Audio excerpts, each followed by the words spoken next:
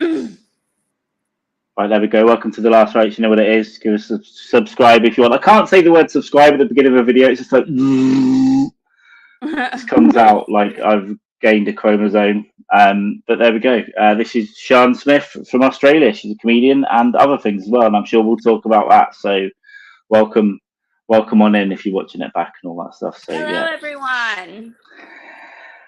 Hello. It's taken us... I was saying to someone last night, I think it's taken us about 2 months to be able to arrange the time. And I'll tell you why.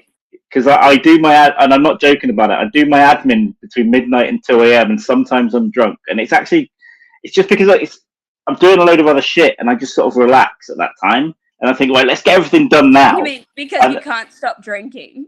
That might have something to do with it. But also I get this weird anxiety about opening DMs the next day. It's like, So I was meant to do some like English guys podcast, and I like agreed to do it. I was like, yeah, I'll do it at 4 a.m. Like, come on, Sean, you got to get ready. When you're a big star, you're gonna have to do 4 a.m. interviews. Yeah. And I didn't do it, and then I just like haven't opened any of his messages since. And he would have.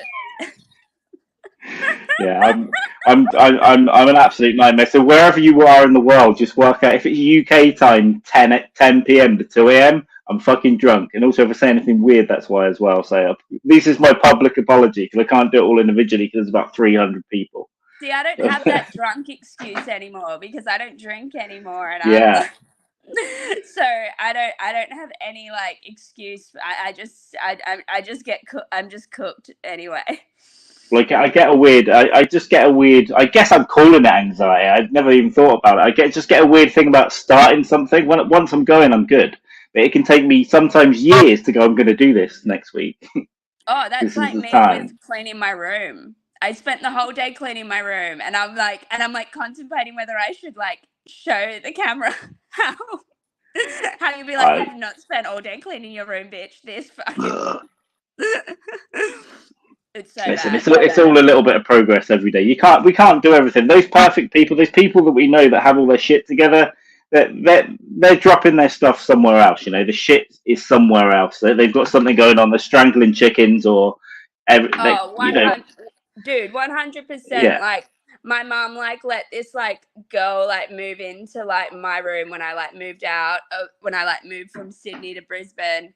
And she's like, oh, Sean, she's like, you know, she grew up in foster care.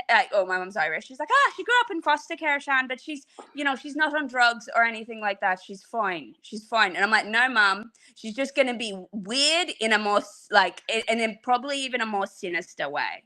You know what I mean? For sure. That's also, I wonder where the accent came from because you did a phenomenal. I saw this morning when I woke up, you did a great Irish accent underneath the that guy posted those memes. Oh yeah, how scary are those names? Well, it's a gun in the back that you don't need a pulse. I literally saw that from bed. The first thing I woke up when I turned Twitter on or X, whatever the fuck it's called, was that. I was like, great. Twitter and the guy's face is exactly. If you could draw someone that put those memes together, that's the face that you would draw. I know. He looks like everyone who's like that. He does look like he's, you know, ninth at the open mic and then goes outside for a cigarette telling everyone else how the audience don't get his genius. Yeah, 100%. He's the poster boy for that shit. Yeah, so I saw you say something about that as well, and it just, like, schools, has anyone shot up an open mic? I quite often threaten to in the UK. We don't have guns, but I just often say if there are guns, I would like to do it to some of these people, please. But... There's always that one guy in the corner that does definitely look like, he's going to go and get a knife or something later. Oh, 100%. I've actually all day been trying to like rack my brain remembering like this blog that this one open micer had. And it was just such insanity. And and he started dressing like a woman. Like he wasn't trans, but he just started like dressing like a woman, which is like so weird. It's and like he just wrote like the school shooters do, like those fucking like things, and it was just like how everyone on the scene is like against him, but it was just like psycho. It's the manifesto. It's the start of the manifesto that you read after. Dude, it is the manifesto. We were just lucky that for some reason he went to New Zealand, like, and he had no money, and then he was like messaging like big dog comics over here, like Cameron James, and like just like these big dog comics who like you wouldn't know, and he was like messaging them, like being like, you have to give me money so I can get back because I'm a better comic than you, and like, oh my like god, these guys have been on like TV and shit. what is it? There's something about comedy, right? And I think everyone that does it is on some level mentally ill, or on the spectrum or something. But it just attracts pure mental illness sometimes. Like, you shouldn't even be out of a hospital. Why the fuck are you allowed in a bar with a microphone? I've escaped hospital to go to I've escaped a psych ward to go to an open mic. Yeah, I think I think it's where you get to express yourself, isn't it? So if you've been locked up, I remember like I was like at the open mic and I was tearing off like all the medical like stickers that were on me. I was like sticking them around, and then I went on stage. yeah, I think I don't know what I think. I guess you're funny though, but I guess that wouldn't surprise me in a Mikey. So you would say, "Oh fuck, she's still got her IV in." You know what? We're gonna have to kill it. I don't know what the deal is, but it does. It just attracts a certain type of. I mean, everyone knows. Every comic knows, right? You can't even describe it, but it's just that percentage of them that's just Jesus Christ, dude. Well, it's kind of like yeah. But I also feel like you kind of like find your people as well in a way. If you're like, well, you find like your people within the people, you know. And like you can connect kind of quicker with them when they're like comics. But I don't know. It's all kind of creative industries though. Like they're all mental. I think Well, I think you've got to be. What I was saying to some friends a couple of years ago, we've just driven like a 6-hour round trip, and the UK is small, right? So that's a long way for us. And it was like, the shittest game. Like comics are truth tellers, but we're all psychotic and don't live in reality. Yeah, it's just ridiculous. But the psychotic behaviour of driving for hours to go and talk to a handful of people, sometimes they'll just hate you anyway, and then you've got to go home again, and you just want to do it, and you're getting paid in sandwiches or something. It's just that it is mental anyway. If you're lucky. See, I've travelled 15 hours for a gig. Yeah, I'm trying to stop. I'm trying to stop going a long way for not much. So I'm really. It's tough though. It's tough, but people in any other like musicians don't get it, because musicians, if you can play 3 chords and know 5 songs, you're going to get hundreds of dollars to sit in the corner of a bar when no one's there. Comedians just like, well, you can have a drink and a sandwich, and we might pay you. We might give you some money. I mean, and you're going to pay more getting here. That's a lot of that for a long time, right? Months and years of that. You just got to like head down and get through it.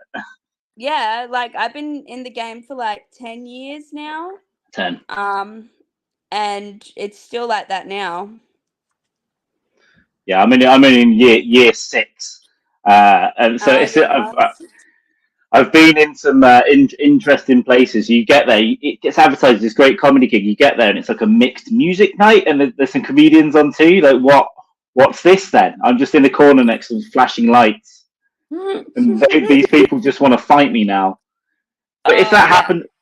Yeah, if that happened early on a lot though, to be honest, in the first couple of years, so I'm glad it did. Now, if it happens, I just go with it. I go, okay, just ask them who's going to stab me first, and then just go and try and yell and scream, and just turn it into more of like a political rally than anything else, and just try and survive, and then run out. If you're getting money, take the money and run. But even good gigs can be like the worst gigs. Like I did like a kind of like club show like the other day actually, and like, oh my god, it was so bad. It was the first time I'd ever had a "you're not funny" from the back of the crowd, from the back of the audience, and then they didn't even applaud when I got off stage, and it was my birthday. Oh, you should have shut that place up. You should have got. See that sometimes you have a legitimate reason to go back and kill everyone in a bar. And those are one of those times. I've had that from the front row though. Just some girl with a glass of wine bigger than her head, just going no. I think at the time I was doing an act out where I had one of Hitler's balls in my mouth, and I was just on my knees. and she was just going, no, no. And so I had to go, what do you mean, no? I couldn't stop the thing, and then it was just got awkward, and then someone on this side started, so then I had two of them, and all I wanted to do was just to call them cunts and fight them, but they were girls, so I couldn't I couldn't really fight them. So, but my friend who was running the gig was at the back of the room, and he couldn't hear what they were saying to me. They could just hear what I was saying to them, so it just made me look like a piece of shit. It's like, dude, what happened there? So you don't understand, man. That's awesome. And you live in England? Yeah, so I'm in Manchester now. So I haven't been here long. So I'm not really, I'm not really into this scene properly yet. But I'm going to try and find my. Go on. Where were you based before? So I've been in South Wales, where I was based, but I did a lot of my gigs in the southwest of England, around Bristol, Bath, then the south coast. And I've been finding your journey. How's your journey been? What you mean, my spiritual journey of comedy? Journey. Yeah, up and down, but I think a lot of it is to do. I really find it difficult being patient and diplomatic with people that I don't like, and that's tough in comedy because you've got to do gigs for people that you hate and also work with them. And when I'll start running another venue again soon, and then you've got to deal with the local.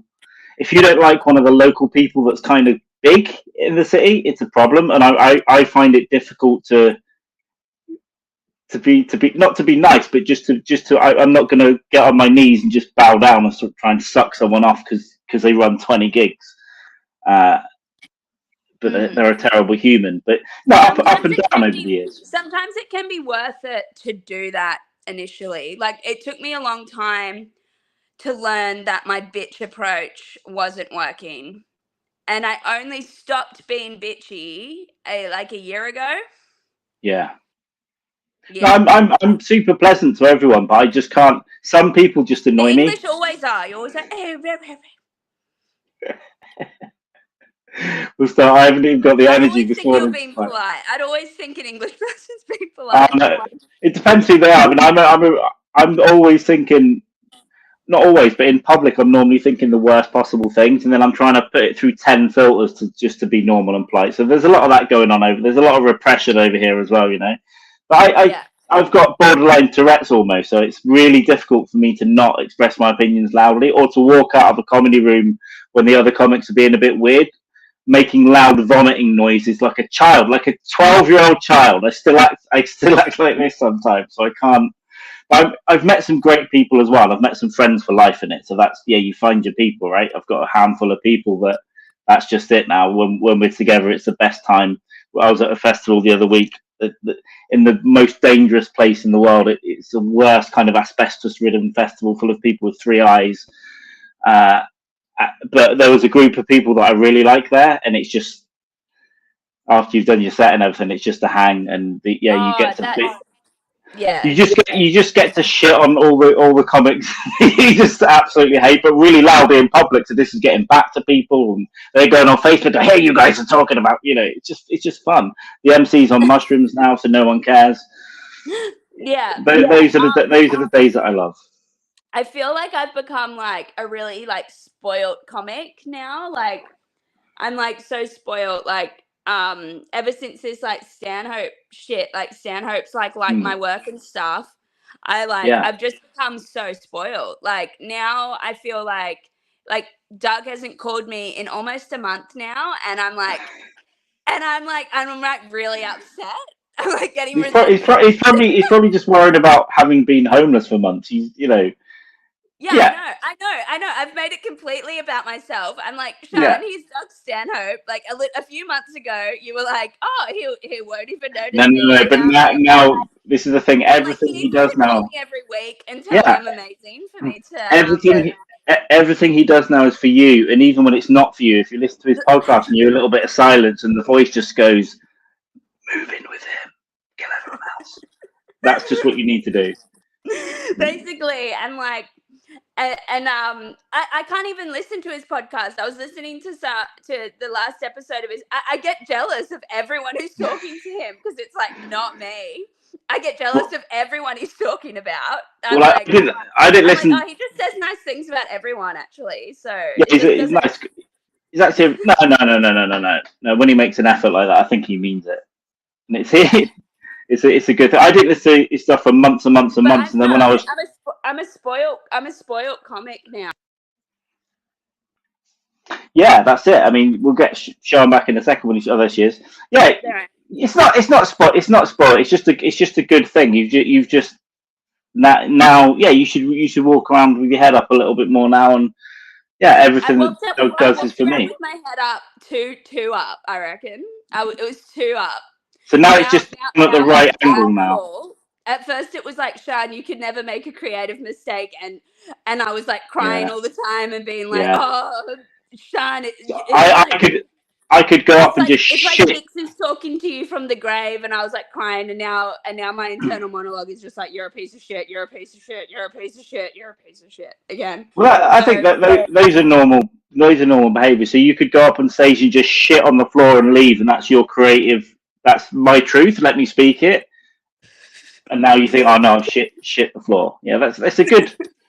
I think you've got to experience both, because I tell you what, the worst I've bombed is when I've been the most confident before a gig. The worst, on 3 or 4 occasions, the absolute worst has been like, yes, fucking yes, and then it's just, you can just hear them cleaning the glass at the back, like the cliche.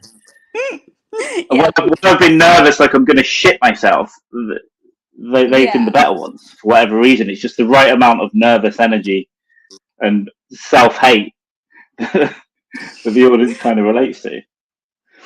Yeah. What are the gigs like in Manchester? Sorry, I'm trying to get my phone on a place that's like. It's lucky I'm not looking at you all the time, because it would just make me dizzy, I think, having just got out of bed. But so yeah, Manchester.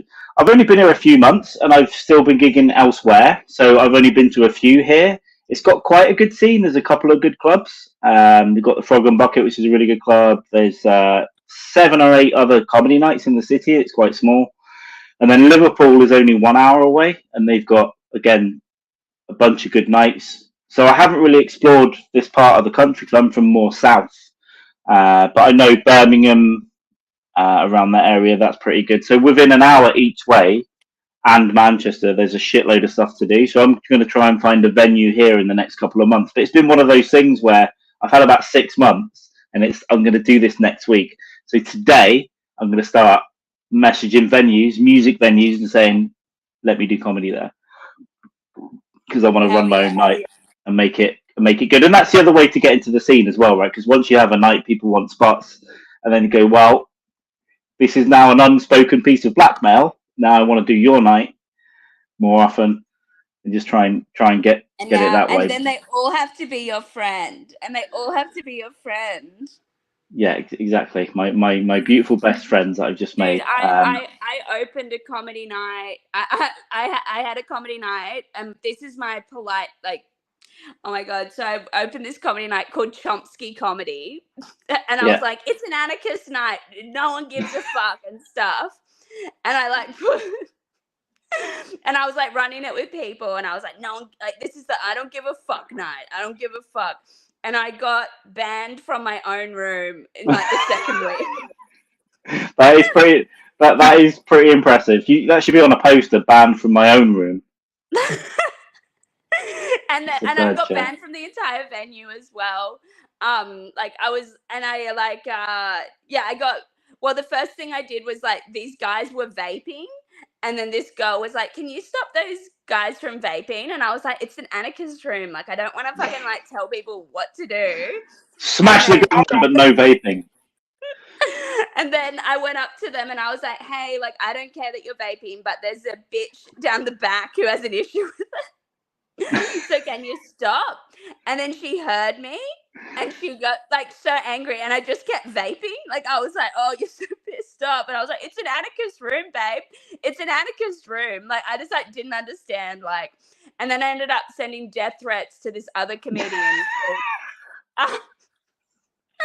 called All right. Frenchie. Story. Who like every comic, like anyone who's like a comic would like fucking like hate this guy, you know, because there's like resentment there because he's like famous, but Yeah. it's crap and it's like YouTube stuff, so just like natural like resentment. But anyway, and then I sent him like death threats, like telling him he like I'm wasn't a real impressed. comic and all this shit. And then I just got banned from my own room like so I'm, quickly. I'm so impressed with that. I don't know how I haven't. I got a couple of stories as well about my venue, but I don't know how I haven't done that directly to people that I hate that are quite big. I don't know how I haven't done it because I send a lot of fucking freaky shit to people, but I have to regret the next day. I don't know how my brain at 3 a.m. after 100 beers hasn't just gone, I know it's a good idea. I'm going to threaten to kill this bitch. I don't know how I haven't done it because the group chats I have with It's a other girl comics. too. That would be so scary for her. Yeah. One was lost, but the one I was thinking I of. was gonna gutter stomp him. Him. Yeah. Hey, what is gender in 2023? Don't worry about it. But the group chats I have with other comics, they're my favourite things because it's just pure malice. Like it's just pure malice. You find one screenshot of one comics festival poster or something, and then it's in, and then it's just this ball of hatred and yeah, wish for car crashes but that I don't know what that says about us. I think that makes me a very hateful, bitter person. But it's also funny.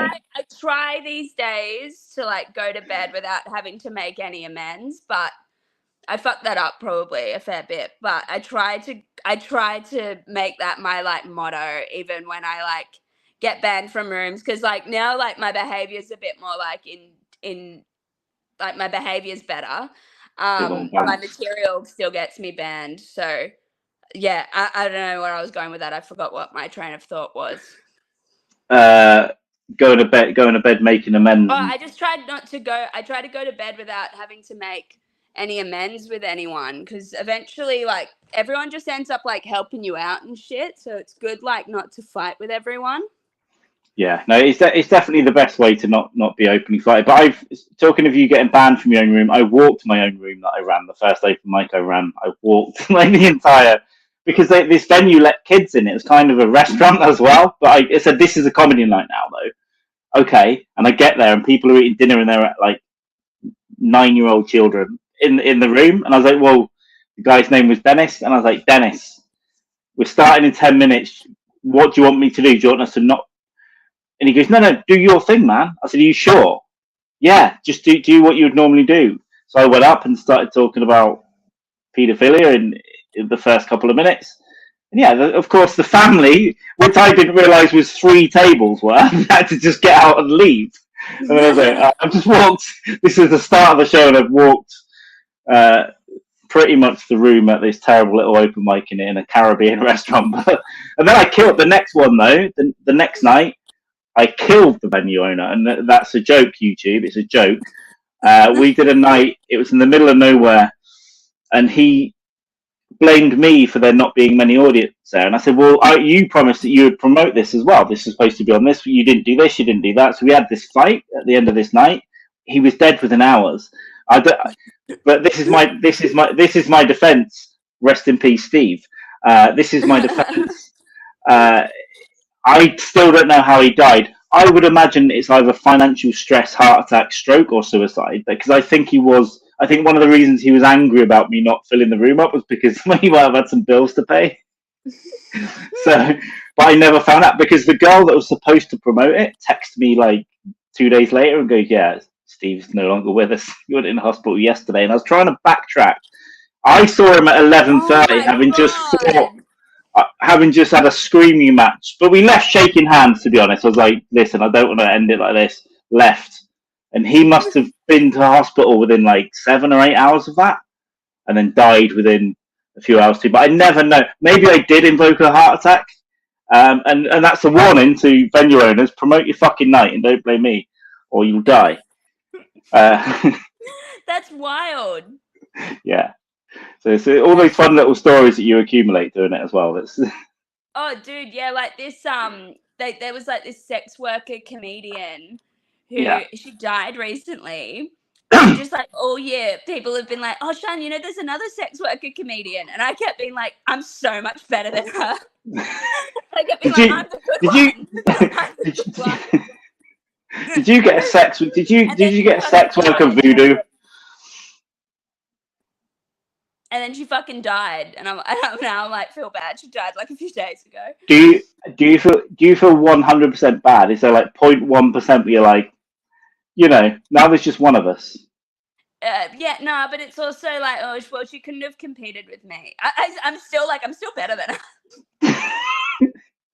Yeah, even if you should have gone to the funeral, even if she would have lived, I would have been far better. And so this is the best way. Thank you, Lord. It wasn't too much competition. But yeah. So you've written a because I've just caught up with all those pods recently. I only heard the one from Australia like last week. So you've got a couple of shows about your experiences, right? A couple of long shows, is that right? Yeah, I got a couple of solos. Yeah, I got like one solo which is Grub, and then I got my other solo Western Girl, and then I'm working on I'm over Western Girl now, and like now I'm working on like my new solo. Nice. So what are you doing? Are you doing like, is that like an hour or 45 or 30? An hour, yeah. An hour, yeah. Nice. An hour, maybe like, I don't know. I can probably stretch, like, ideally I want to start being able to do like 90-minute shows. Yeah.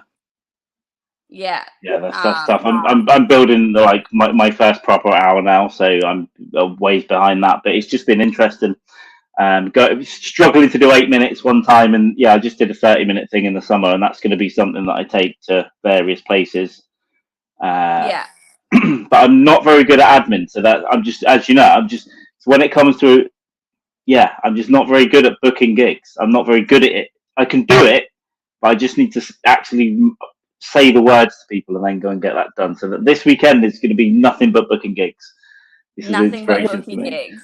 Yeah. So I did like a joint hour with a great comic of mine, a friend of mine called Shannon something. She is funny, and we're going to do a bunch of those together over the next year. But she's so fucking unreliable. She's worse than me in terms of like, she's a little bit flaky, man. She's got a little bit like comic flake. It's like, well, I'll be there at some point, and I'm running around stressing like, yeah, but we're on at 10. Oh wow. But then she pulls up last minute, what, and then just goes and kills and stuff. But I'm more get there early, figure everything out, go somewhere else to eat, go over my notes, all that kind of stuff. I'm a bit more stressy about it all. But yeah, so I'm trying to build that one up into an hour for next year, and then I'm not going up to Edinburgh this year. So I've been up a few years and just jumped on other people's shows. But I've got a ton of friends now that are doing really good hours up there. But I'm just not going to go up this year. It's fucking expensive. And unless I've got something really good to take up, I don't see the point. There are people who spend the whole year thinking about that. And every year you've got to have the new hour. Why though? Because it might not be good after a year. Spend 2 years on it. Yeah. And then the hour, I don't know, that's just how I feel. It just takes me longer to build stuff up. There's no point in doing any of those festivals unless you have a very clear plan as to like why you're doing the festivals. Yeah. And if not, then you should just do a show like outside of the festival, really. Like, unless you have a really clear idea of what you want out of the festival and like what industry people you want to see you at the festival and if you're the type of comic that the industry is like looking for, like, like I've recently kind of made a promise to myself to stop doing like Australian festivals because at the end of the day, like, what do I want out of them?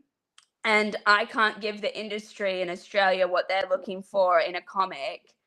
And like, because if I could, then I would by now. But like right now, like there's literally no point in me doing a festival show. I have nothing to gain from it. Yeah, so you've always got to think about why you're doing something. For me, it would be probably more Edinburgh. You can do up to a month straight, right? Different to like Melbourne and shit, yeah. Yeah, because this is a whole month. So if you want, you could do 28 days straight or 2 weeks straight.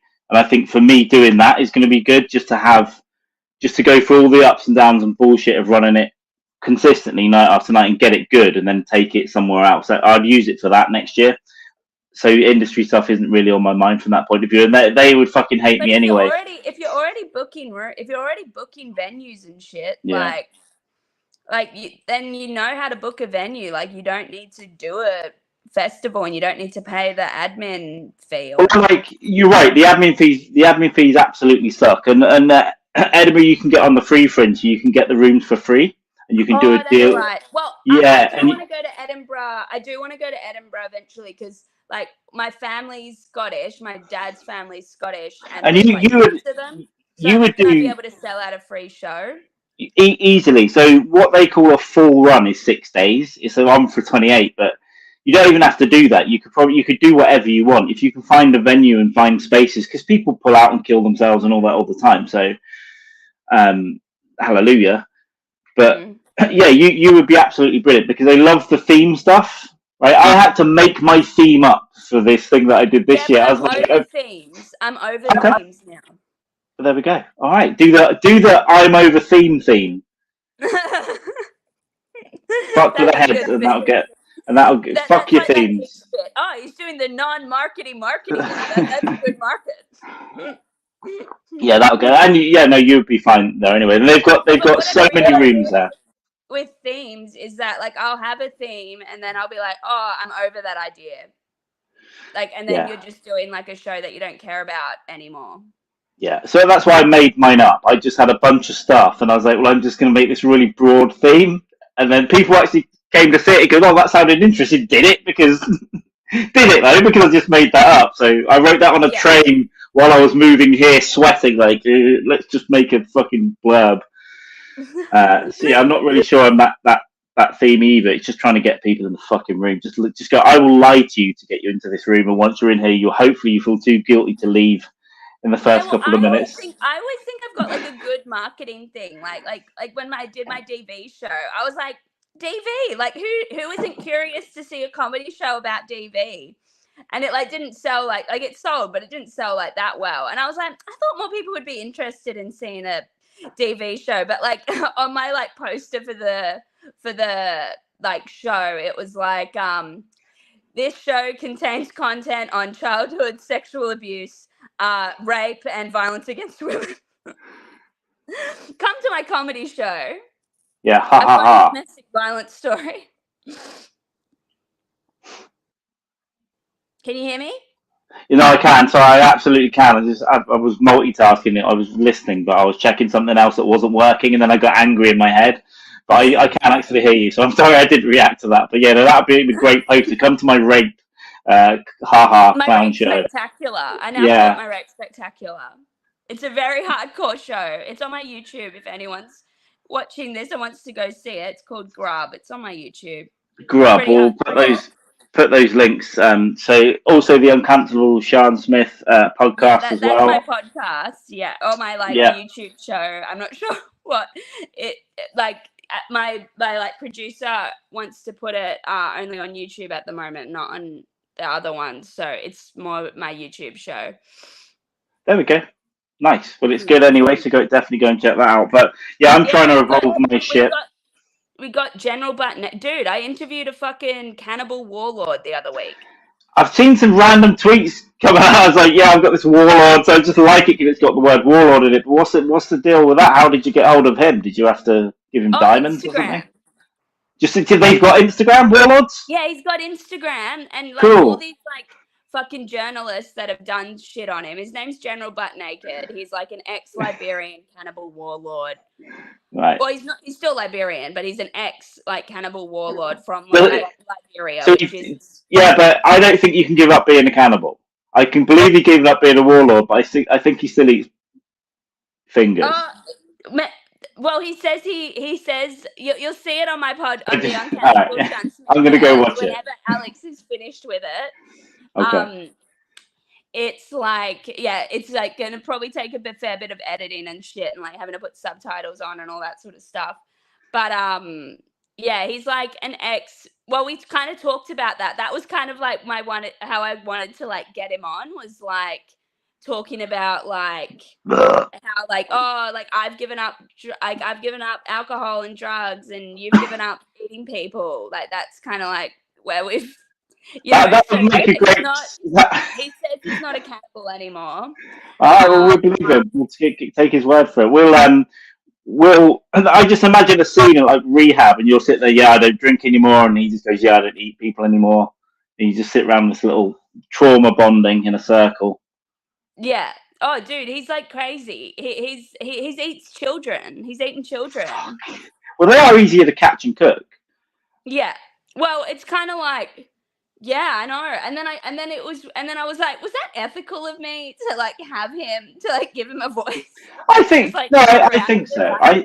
I think it is. One, it's funny. Two, it's interesting. And three, like people can change. We've got to give them a second. You can't just go, oh, you've been a cannibal, so you shouldn't be a human anymore. Oh, I know. Everyone's too sensitive.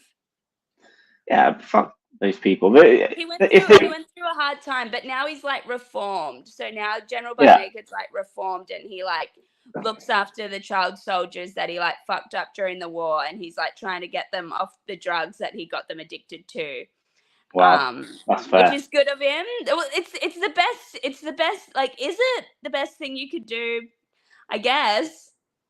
Yeah, once you fucked up, you should try and unfuck it as much as possible. I think that's what he's trying to do. And if it's genuine, then that's pretty awesome. Yeah, if I've got 10 kids, if I've given children AK-47s and got them hooked on heroin, the best thing I can do is to get them off, give them methadone and Nerf guns. But there's like a documentary done about him called like The Redemption of General Butt Naked. Yeah. But he goes up to people and like tries to apologize to some of the people whose like family members he killed like during the war and stuff. And like some of them forgive him, some of them because he's a Christian preacher now. That's how he got out of going to jail for his war crimes.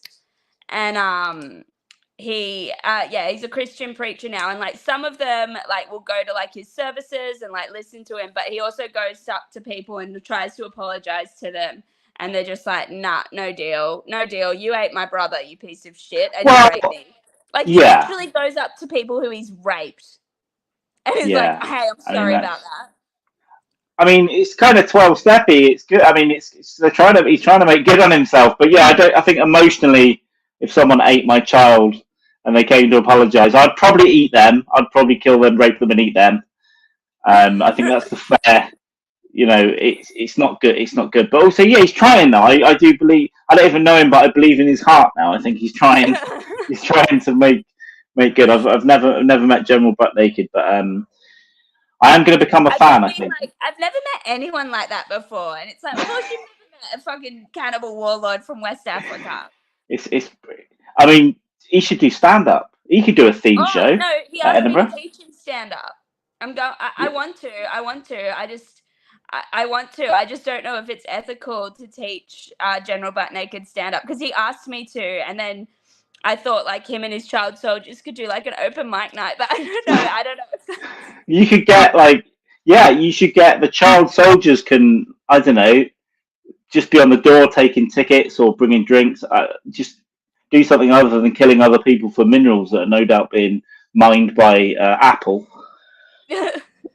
And they could do a little dance routine, and that would probably. It's so fucked up. It would probably go down really well, like a progressive festival. It's like, no, I've changed. Especially, General Butt Naked would be an awesome comic, 100%. He's so charismatic. He's so like. Of course, I've never met anyone like that before, but it was just funny because, like, like even like when I organized the interview, I was like talking to Doug Stanhope, Doug about it and shit, and he was like, just ask him like really dumb questions, just be like really dumb. And so I kind of went into it with that like intention, but he was way more like switched on than like what I thought he would be. And then it was weird to walk away from an interview with a cannibal and question your own morality and be like, I think I might be a bit racist there. I don't know why I thought that he'd just be some dumb warlord I could make fun of. Like, I don't know. I think you would have prejudices against a cannibal warlord, I guess, but I think warlords would have to be. I don't think you can be dumb in a warlord. I think you've got to be at least strategic, right? How are you going to get those kids hooked on heroin? How are you going to? Strategic. He's next level strategic, and he's like kind of like manipulative, like in the interview, like he's.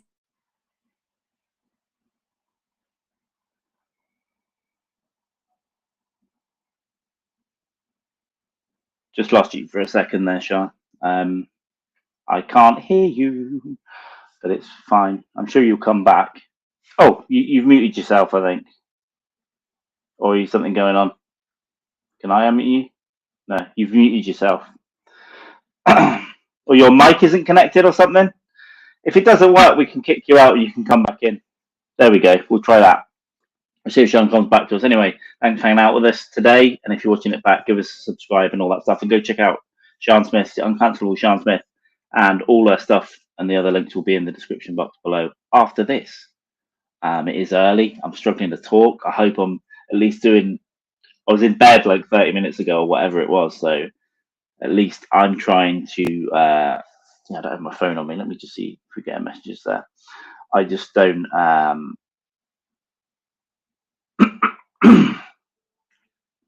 I don't know if I'm talking or even making sense anywhere.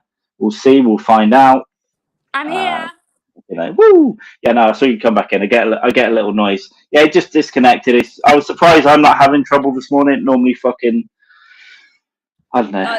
I think it's because my friend called me. I'm on my phone. But yeah, he just and he does try to be manipulative in it. Like he's like, I got but he got a hotel room for the interview, like just for the interview. He was like, I got a hotel room for this interview. Did he pay for it? I just go, I'm a warlord, dude. I'll eat you. He was kind of acting as though he paid for it, so I'd like give him money for it, I reckon, maybe. Or more of like you won't be a debt. But at the end of the day, I'm like, no, you're a warlord from West Africa. I'm sure you know the guys that own the hotel. And I hope he's got a good. He must have a good retirement fund. If you're a warlord, you should have a retirement fund that you've stolen, right? There should be diamonds somewhere or gold teeth you pulled out of kids. I think he's got money, possibly. But I don't think they have much money. I think they all get it from like aid and stuff. Like there's no money in that country. Like no one has like they don't have like an economy. Well, I assume that's where warlords got their money anyway. The aid that comes over, they just steal the vaccines and then sell to the villages to... I don't know. I'm sure there are different types of warlord. I'm not judging here. I'm sure they have different industries and different roles to... Well, some steal the vaccines and... Well, what it's become now is like they're all kind of fighting for different aid places to like support them and their child soldiers, as opposed to kind of like what they were doing before. But since the UN came in, I think they're kind of fighting over like, because I think all the warlords have like tried to start like things with their child soldiers that's like helping them. Yeah. So like one of the warlords is like doing karate like with his child soldiers, and General Butt Naked is like running a rehab. So I think it's like all different ways to try and get like aid. That's how they get their money, as opposed to like killing families. Well, I guess it's like when the mob went legit, isn't it? They started buying car washes and restaurants and stuff when they had to just put all their money. It's like now we can't be doing that anymore. It's there's social media. We could get away with this before TikTok. now we've got to do it. But I think it's endearing. I want to go and meet some of these warlords. I think it's endearing now. Warlords are now. Have warlords gone woke? Is that what's happening? Are they? I don't think they're woke. I'd say General Butt Naked probably has some things against gay people. Probably still. You can't be. It's like even my parents are a little bit racist. You can't fix everyone. You can't just go. At some point, you have to go. Okay, that's just what they're like. Yeah, yeah, I know. But he's running a rehab for kids. That's what I was thinking. I was like, like Australia, like if you came here and did comedy, like Australia would probably like, they could probably like look past like the war crimes, but the homophobia, you definitely wouldn't be allowed at Good Chat. No way. They'll be like, no, he's homophobic. That is funny. So where are you? You Brisbane? Is that racist? If I say you're in Brisbane? Yeah. So I'm in Brisbane. Okay, that was a good guess. Because I only know 3 cities. It's such a big country, and there's like only like 5 like major cities. Yeah, I've got a really good friend in Sydney. I've been meaning to go to Australia since I was a child. I'll tell you why. my auntie went to live there and then came home to die, and she died of AIDS, but we got told it was leukemia. Died of AIDS. That's old Yeah, school. but listen, she died of AIDS, and also my family told me it was leukemia because they were too ashamed of the AIDS. But she was like my really good friend because I was really small, and I was like, oh, why did she come home to hang around with me? And my sister, like, she's come home to die. But she didn't get it in Australia, you'd be pleased to know. She got it in like on the way, like Bali or somewhere, on the way back. Oh my god! So what? Did she fuck someone when she was on a holiday? And I think it was needles. To be fair, I think I don't really know, but I think it could have been needles, tattoos or drugs. I'm not sure. But it was a shameful incident, and that is a bit that I have about how my family lied about the AIDS.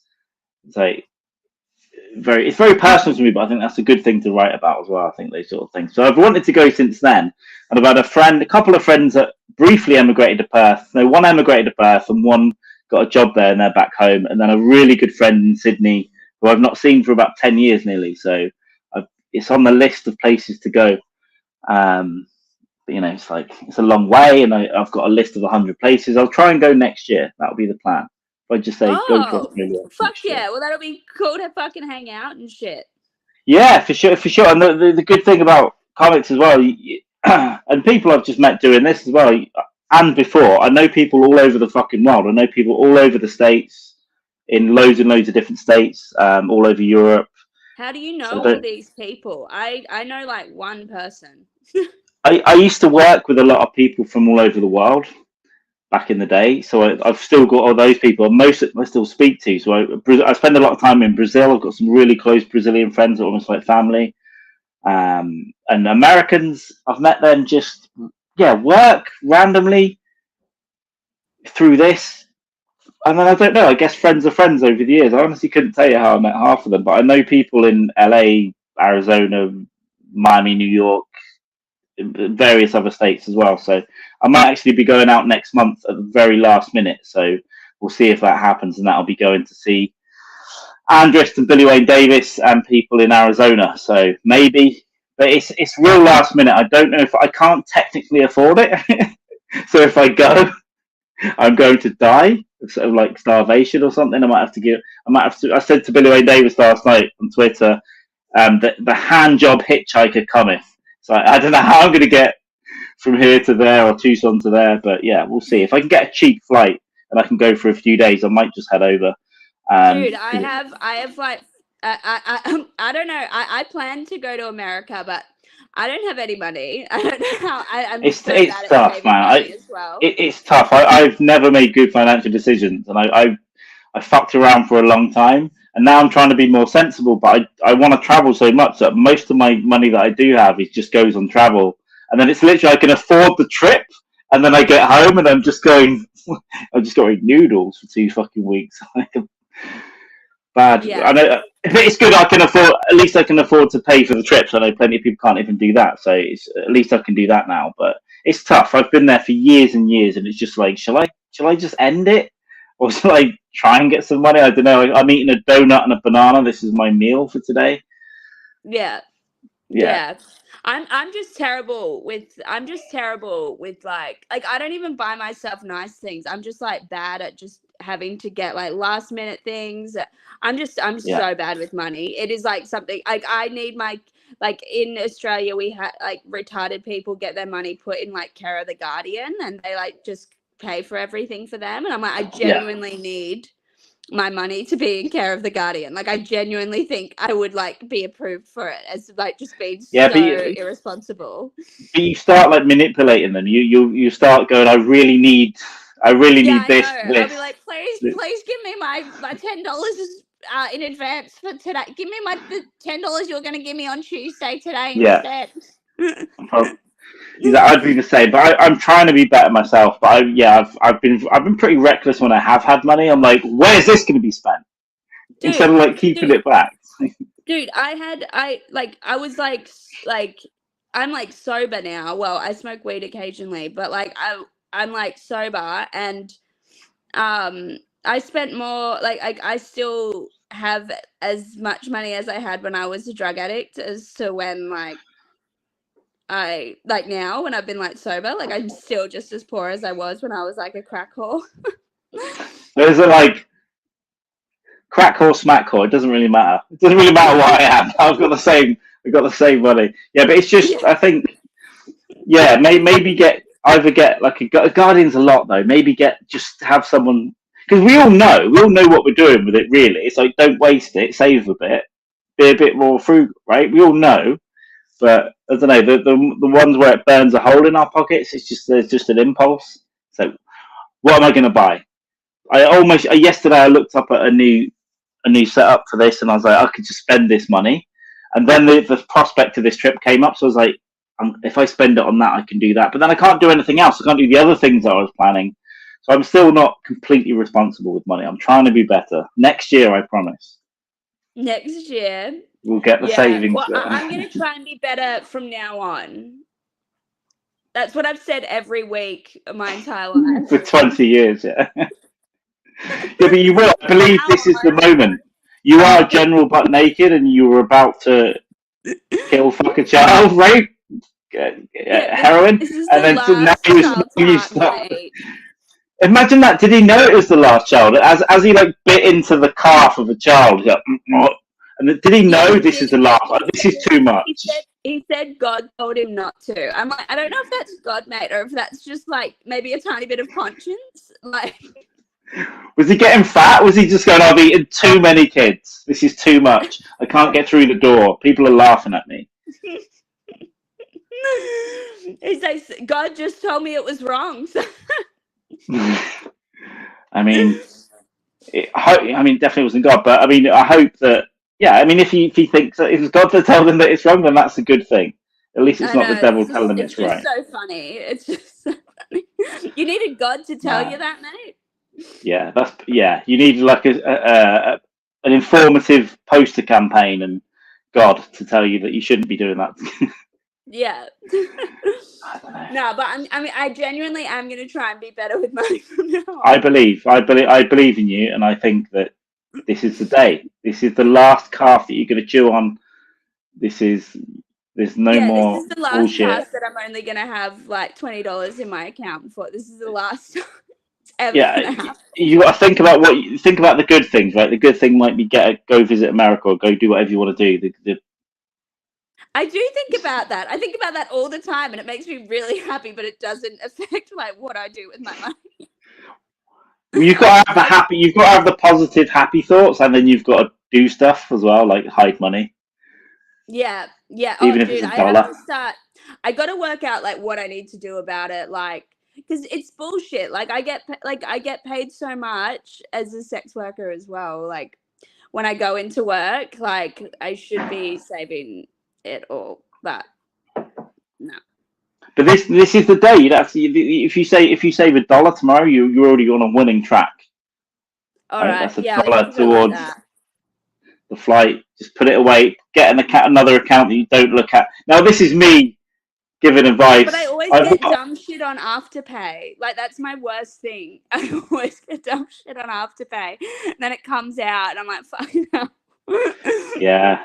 I don't know what goes out. If I'm honest, I'm giving advice. I don't know what goes out of my account every month. They're just things that happen. I'm like, no. Why are you? I probably have so much subscriptions to things. I probably have like subscriptions to like photo editing apps that I like don't even use anymore. That's an absolute killer because I subscribe to stuff that I use, but also there have been sometimes hundreds of pounds going out on stuff that I definitely don't use that I've signed up for an offer and now it's kicked in for the full price. And I'm like, what is it? I need to stop it. So I've got multiple bank accounts. If I can't stop it, I'll just move all the money out of that account and they'll just keep trying to take it out forever. Oh, dude, everyone's been telling me, like, just get a different bank account. Apparently, I should get a different bank account. Also, I have to pay tax now on my sex work stuff since it's legalized now. How bullshit is that? So are they? Is it mostly paid digitally now? Like, you know? No, it's paid in cash. No, but cash. You got to like report it. Yeah, but you don't. I mean, this is. Yeah, you should report all of it. You know. The stuff that you're going to save, this isn't legal. This isn't legal advice. The stuff you're going to save is tax free, right? That goes under the mattress. That's what I also don't understand. I don't understand all these tricks and everything that people talk about. I don't understand that either. Well, it's just lying. It's just lying, and then a really advanced lying with the good accountants if you're really rich. But yeah, I mean, you've got to treat yourself a little bit, I think. I disappeared off the system for a couple of years back there, but I didn't gain anything from it. I didn't gain anything by not paying tax for a while. I just was still just poor. But isn't that just like a weird thought that people have to like pay tax, like that? I don't know, that's being taxed. Like, it's just weird. Like, I just feel like you have no right to tax me. Yeah, it's like getting a burger and then someone just takes a bite out of it. You go, that's just tax. You go, no, but it's bullshit. It's like, excuse me, a fat man ate my pussy, so I don't want the government to pay any tax on that, right? I'm not paying tax on that. It'd be funny if they have like detailed explanations of how you earned this money on tax forms and stuff. It's like, yeah, I wrapped it around this fat guy and he... Good. Do you want anything else? How to spend this money? It's a tough one. I think it should be legalized, but I think it should be tax free like religion. Yeah. Not that I think religion should be tax free, but they should replace the religions. I think it should be tax religion untaxed. But everything should be legalized, but tax free. It should be, but there's no way. There's literally they'll kill us. They will kill us. That's the threat, isn't it? Do this or we'll kill you. Because it's increments. We'll fine you. Will cause your life a problem. You go to prison, and still not. And then they'll just find a way to shoot you in the face. You're like, oh, they had a gun. Yeah.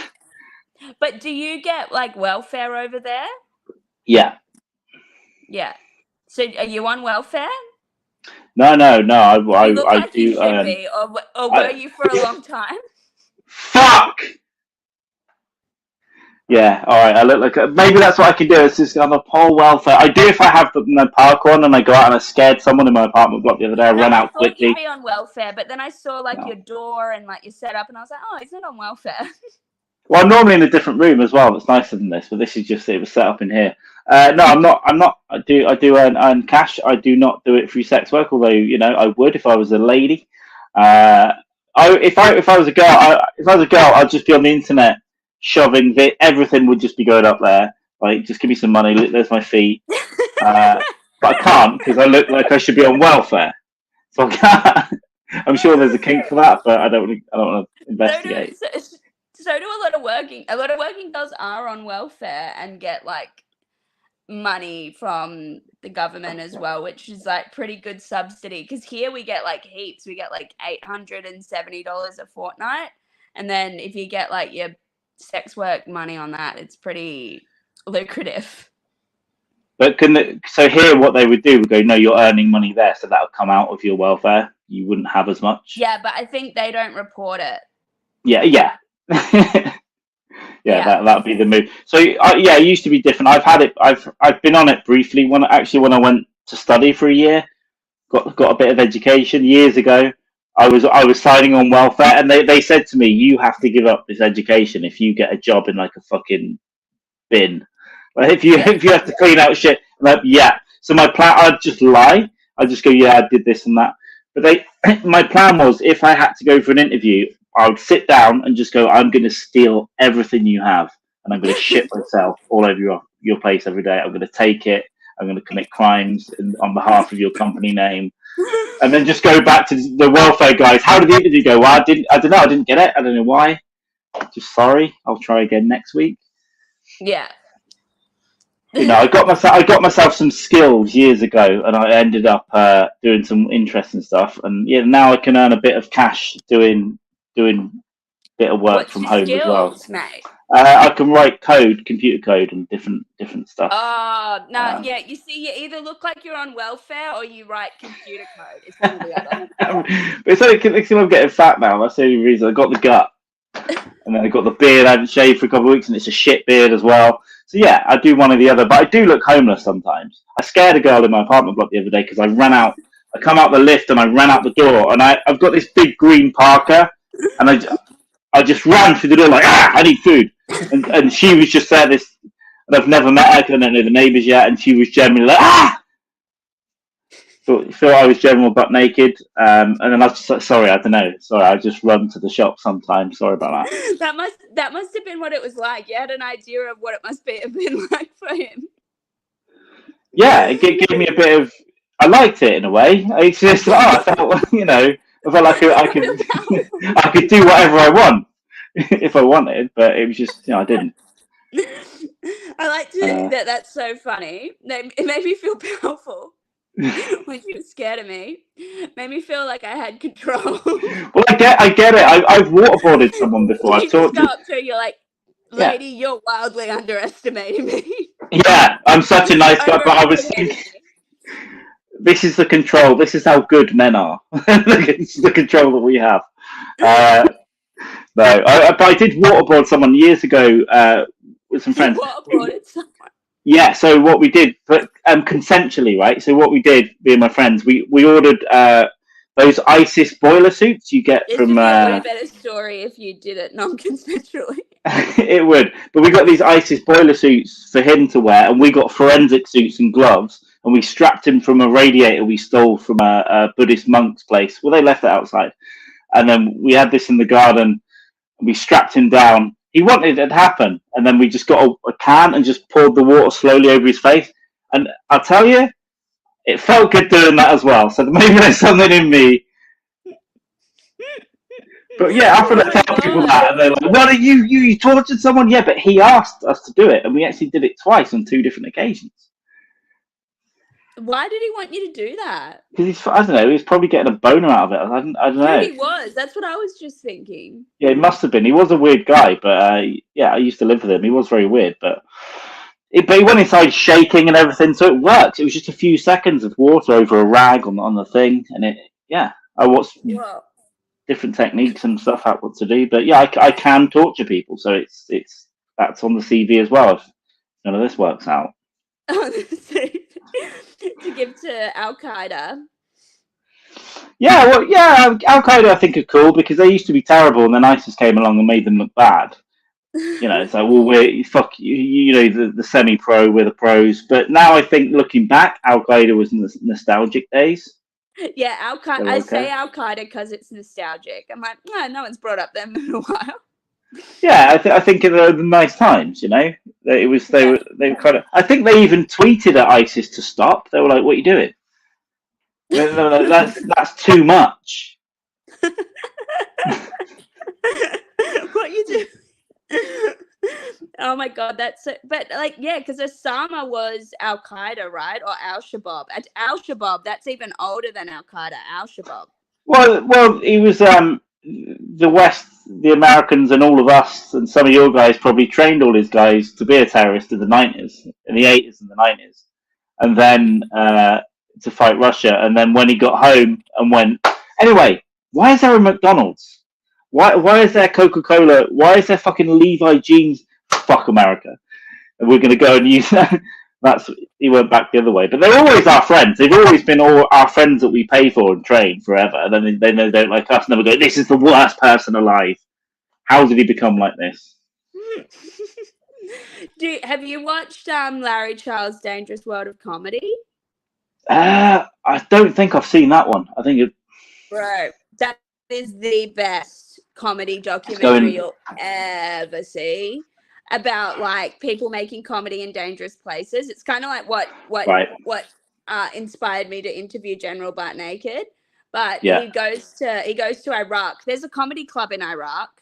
Wow. It's called the LOL Club. It closed in 2017. But my dream would be that me and Doug Stanhope do a split bill at the LOL Club in Baghdad. Yeah. How funny is that? There's a comedy club in Baghdad. It's closed. But you could go and open a new one. I mean, I'm surprised it was just called LOL. I mean, I don't know. I was going to say something racist. I don't know, but it's you won't get Stanhope in Iraq. I think he had a bad time when he went. Where does he go? That he went somewhere in Asia where you couldn't insult the king, and it's like you had this list of rules, so that he's panicking the whole time. He's like, never again, never again am I going to go somewhere where there's a danger of getting beheaded. Yeah, but China has had a good expat comedy scene for a while, but now I don't know. I'd have a shot of whiskey and go up and say something. There's a couple of expats in China. Yeah, but you get the secret police at the back of the room, right? Making sure that you're not making jokes about Tiananmen Square or CCP. Oh my god, that would be pretty gnarly. Hey. Yeah. So yeah, because no one knows about that shit there. There was like a Chinese comedian who like came over from China and started doing comedy here, and she when she was like here, she found out about Talamander Square and all that sort of stuff, and was just like, what the fuck? And then while she was over here, she became like really anti-China, and now she's like a refugee. Oh yeah, she couldn't go back. They'll know she's been tweeting about it. Yeah. We like we turned her into like a Western SJW. So switched really. I used to work at this place years ago. We used to get a Chinese person come over for like we'd get a Chinese person to come over for 6 months or a year, and most of them were very, very Chinese in that they wouldn't really integrate. But one of them was, and she became completely Westernized. And actually, my friend married her, and they're the ones that live in Sydney. As a bit of a callback. Oh. Yeah. I mean, slightly unethically so at the time, I think, but she used to like drinking and being sick in the street and that kind of stuff, and I was like, that's good. Why did you take heaps of people over from China? Why did you used to do that? I didn't personally. Where I used to work, where I used to work, they'd come over for a year to learn stuff and then go back. But yeah, it was a link Are you they had involved between in some illegal activity? You're very like everybody thinks it's either illegal. Tiptoeing over certain topics. Everyone thinks it's either illegal or like I'm a spy. No, I just know a lot of people, and sometimes we bring the Chinese over for a year. So yeah, just bring them over.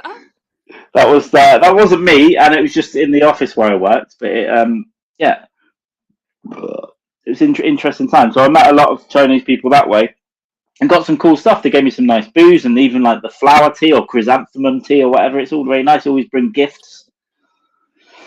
But I don't think I can go because I think they'll know. They'll go. You wrote this on Facebook 10 years ago. Get in the van. I think that's what happened if I go to China now. Like they just know. I've definitely said stuff on Twitter about China. So yeah. Oh, I didn't think about that, man. Yeah, and they've done it because my friend, not actually the comic we did the festival with, she lived in China for a while. She said, yeah, she knew someone who had written something on Facebook like here. When she got to the border, they didn't like arrest them, but they were like, no, you can go fuck yourself. Like, you're not coming in because you're anti-Chinese. And they showed them the Facebook, and they're like, how do you? Well, we check this stuff up. I assume it is over time, but yeah, there's a lot of. Yeah, I would have loved to have visited, but I honestly don't think I'm brave enough now. I think that. What's the scariest place you visited? Scariest place. I mean, I've been to Brazil a lot, and it's actually very cool in a lot of ways. But I've been into some weird situations, and I've seen some weird stuff like violence and dead bodies and stuff there as well. So I've been into some moments where I thought I might get shot, like last year. Oh, this is bad. Look down, ignore, get in the hotel. So probably there, but I also. Everyone thinks Brazil is really dangerous. It is, but it's actually pretty safe for tourists. And I know some of the language now as well, and I feel pretty good in Rio and Sao Paulo. It's just little areas, and keep your head up at certain times of night, and don't walk around with money and phone and all this kind of stuff in general, and you'll be fine. It's beautiful, and the people are friendly. But probably a situation there that I shouldn't have been in, probably. But I've not been to like Libya or, anywhere like that at the moment. So I'd like to go to somewhere. I saw some videos of some guy just going to Iraq. Yeah, he just went to Baghdad and stuff and went, how you doing? And they're like, what the fuck are you doing? Dude, the Iraqi Daily Show host fucking follows me on Instagram. His name's Ahmed Al-Bashir. He's like the Trevor Noah of Iraq. Wow. And yeah, and they're like, and like Larry Charles asks him like, how'd you find out you were funny? And he found out he was funny by being like kidnapped by ISIS, and the way they stopped torturing him as much as they tortured the other people. Like they still tortured him, but he explained it as like not as bad because he was able to make them laugh. And that was how he found out he was funny. And like Larry Charles just makes a kind of joke about like, you know, Conan found out he was funny by like performing in front of his family. And that's mad. Yeah, because I think a lot of those places get neglected. You said Baghdad did have a comedy club, but I'm sure there's some weird little places that we don't think of that have got like a thriving. Well, that's kind of what Larry Charles's documentary is all about. It's all Yeah. about like comedy clubs in places, like comedy scenes in places you wouldn't imagine, which is why I like. And he also goes to Liberia, which is how I found out about General Butt Naked. Yeah, there was somewhere over Asia where I'm not sure exactly where, so xenophobic, that recently I heard there was like a secret comedy club, and when the police come in and go, you've got all closed down now, they're like, okay, and then they just open the one in the basement, and they have to all like go down quietly and turn the lights off and do a little bit. That I'd love to do a room like that. It's like you're up there with the fear of not just bombing, someone hitting you, but the police could come in and put us in a black van. So I would like to go and do something like that. And Europe, you know, Amsterdam, Germany have got really good English speaking scenes, and so I'm checking places out. Even Brazil has started to get a bit of English speaking now. So I'm starting to think about doing some interesting stuff in different countries. But it's just it's time, money, and admin as well, all of which I'm terrible at. Yeah, I know. I don't even know what my bank card is to even book a flight somewhere. You could just shave your head and just do a GoFundMe. You get a couple of grand. Yeah, true. Probably even anyway, right? Probably even anyway. You could probably get some. Just give me some money. I need a flight. People will probably give you some money. I don't know. I'll work it out. I'll work it out somehow. You will. I do believe today's the day. Today's the day that you stopped. Oh yeah, tonight. Yeah, tonight's the night. Yeah. Starting tomorrow. Even just get the second bank account, and even if you put $1 in there, that never gets touched. That's in there. That's the start of the empire. That's the start of whatever the cooler thing than ISIS is. It's like the. What got you into comedy and all that sort of stuff? When did you start playing the game? Yeah, I always loved it, but then there was a time a few years ago in that job where we brought the Chinese people over. I'd just get drunk and tell stories and stuff, and tell stories to people, like crazy shit from my childhood, like weird stuff. And I remember one of my friends said, you should write a book, I'd read it. And I was like, do you know what? I'm going to start writing something, not that anyone will read this, but for me to remember, because I forget so much of this shit. And as I was writing it, I was listening to something about comedy, and then I thought, actually, I'm always better when I explain, because I was trying to figure out how to write. I'm always better when I explain it. So, but it took me months of just being slow, like, what about stand-up? Of listening about stand-up and writing this would be, and then it took me months to get up at a mic. Like, I wrote, and it took me, I was like, next week, for fucking forever. And then I did it, and I was like, this is amazing. Like the first little 5-minute mic I did, I was like, this is amazing. And I've still got the notes from that, and it's all like, the bits are really too long, and some of them are like, what? How the fuck did you get away with saying that? That's borderline racist or whatever. But I was like, this is weird. And then I found a nice little room, and then met some of my friends that I've got now in comedy then, like the second or third gig, and branch out from there. But yeah, I haven't always been as committed as I should have been, and that's something I have had to admit and deal with. It's like I should have. There's just been times where I just haven't done enough. But that's just the same bullshit as why I don't buy more than one pair of jeans until I get a hole around my balls and I have to buy a new pair. It's just the same shit. Like, oh no, I need to do this, mate. Or who's that? Yeah, I need to do this now, and then but it's just the same stuff. It's the same problem. Mm. Give me a second. Actually, I might have to unlock something. All right, give me a second too. One moment.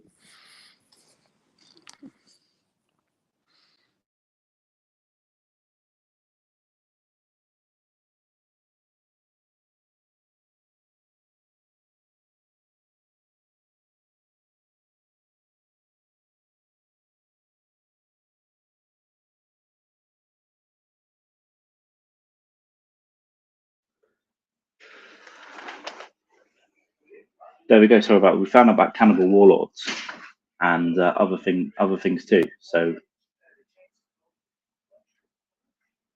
we might have to wrap this up in a bit anyway. Oh, the camera's over there. Just getting someone. Forget what everything is. But yeah, I might have to wrap this up in a bit anyway. I've got some work happening here that I forgot about. So we'll get Sian back in and we'll wrap up. But yeah, it took us 2 months to organise. And I think we should do more of it. And I'll definitely get out to Australia. That sounds good to me. She's going to stop eating and killing kids to give them heroin or save money from today. And I'm going to start doing admin, actually going, oh, let's do the things I've been talking about for 20 years. So thanks for sticking with it anyway. And give us a sub if you would like. And even if you don't, I think you should. Welcome back. You're as disconnected. I think the mic isn't there. We'll try and get it back in now, and then we'll just wrap it up. Because I think it's going to get noisy here in a second. See? Yeah, I get a little thing. You get put in the back end there, and it's not. Oh, good. My friend's about to pick me up like in a bit. He's got a bit. I've got work that I forgot about here, so there's stuff going on. Oh, yeah. Me and my friend are gonna go. My male friend are gonna go talk about attachment theory. Cool. Because that's what he's obsessed with. So we're going for a nice walk at night to talk about our feelings. Bit of psychology. Yeah, I'm going to go and eat breakfast. But yeah, let's wrap it up. But yeah, go and check out Uncancellable Sian Smyth and all the shows and all that stuff. Uncancellable Sian Smyth. There's some fun, gnarly stuff up there. Not for pussies. Blah blah blah. And I hope we can do this again, Carl. Let's do it. Like I said, you break the cherry of the admin error, and it'll be easier next time. And I'll definitely come out and get over here or go over America. And tabs on whether I'm saving money. We're gonna get screenshots of the second account every week, starting tomorrow. Just $1 can change your life. All right, go hang out with your friends. All right, God bless. See you in a bit. Take care. Bye. Bye.